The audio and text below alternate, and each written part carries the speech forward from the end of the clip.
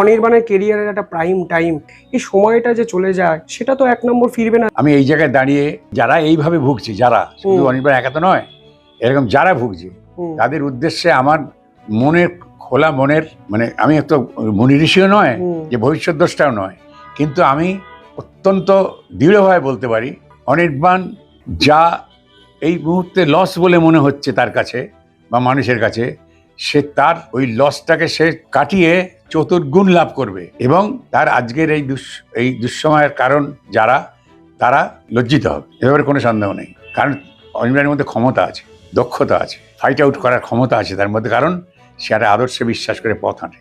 তার মধ্যে যে আদর্শটা আছে সে তো মানুষ গড়ে, কারণ তুমি যে চরিত্র সৃষ্টি করছে সে তো মানুষ গড়ছে, চরিত্র গড়ছে, তো সে সমস্ত জেনে বুঝে করছে।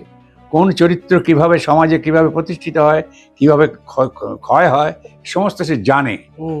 যার জানা আছে সে এই সামান্য কারণে কখনোই পীড়িত হবে না, ব্যথিত হবে না, সেটব্যাক হবে না। সে তার যে পথে আছে সেই পথেই সে মুক্ত খুঁজে পাবে।